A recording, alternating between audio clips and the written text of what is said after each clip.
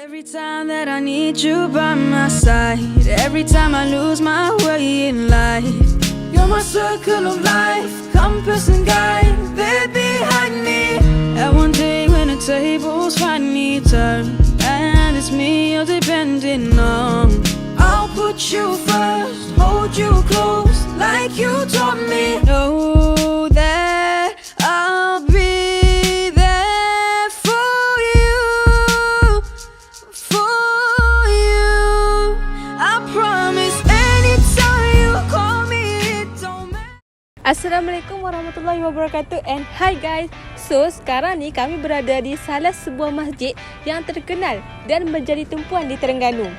Di belakang kami ini merupakan sebuah masjid kayu atau lebih dikenali sebagai Masjid Ulul Albab. So, mari kami bawa anda melihat keunikan dan keindahan masjid ini. Jom.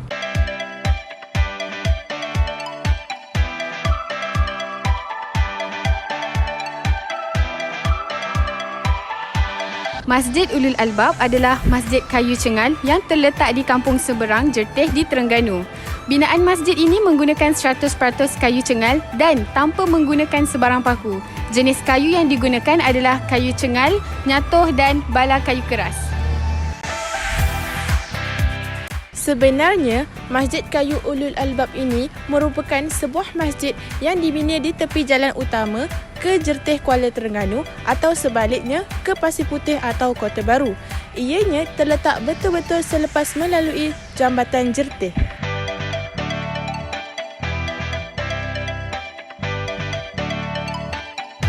Lokasi yang strategik menjadikan masjid ini salah satu daripada masjid yang memudahkan para musafir menunaikan solat. Dengan keindahan yang cantik dan kemudahan yang lengkap, maka sesuailah jika anda ingin mengajak rakan dan keluarga menunaikan solat di sini. Pelawat yang melalui Bandar Jerteh di Besut yang menggunakan jalan utama akan dapat melihat struktur kayu yang luar biasa ini. Masjid ini dibina antara tahun 2009 dan 2011. Ia telah dinamakan semula dari Masjid Kayu Seberang Jerteh ke Masjid Ulul Albab oleh Sultan Terengganu Sultan Mizan Zainal Abidin. Apa yang menarik di masjid ini? Masjid ini telah direka dan dibuat oleh seorang tukang kayu yang terkenal yang bernama Wan Mustafa Wan Su. Masjid ini merupakan masjid yang pertama dibina di negeri ini dan akan dibina mengikut konsep seni bina Melayu tradisional.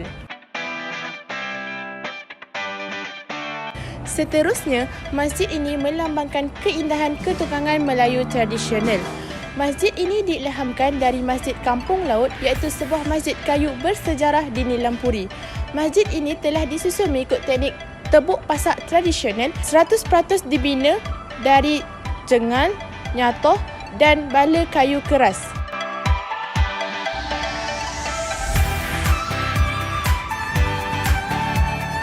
Lantai yang ditinggikan sedikit dari alas tanah bertujuan untuk mengelakkan air dan binatang berbisa daripada memasuki kawasan masjid.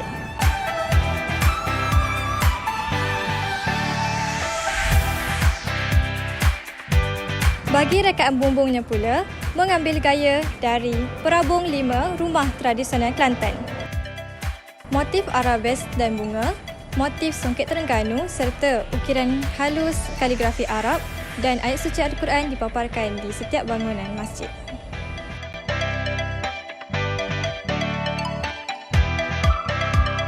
Enam kepala tangga yang dilakarkan dengan ukiran abstrak menggambarkan penyu dan ombak membawa simbol perjalanan berona yang berhenti dan masih jauh.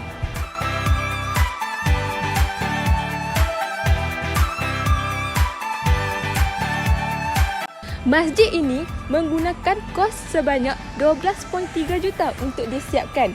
Selain itu, masjid ini juga menggunakan tanah seluas 0.2 hektar. Di samping itu, masjid ini juga mengambil masa sebanyak 2 tahun untuk disiapkan sepenuhnya. Masjid Ulul Albab menempatkan sebuah dewan pelbagai guna di tingkat bawah, dewan doa utama di tingkat 2 dan sebuah perpustakaan di tingkat 3. Ia boleh menampung sehingga 2,000 jemaah pada satu masa. Sekian sahaja daripada kami dan jumpa lagi. Bye!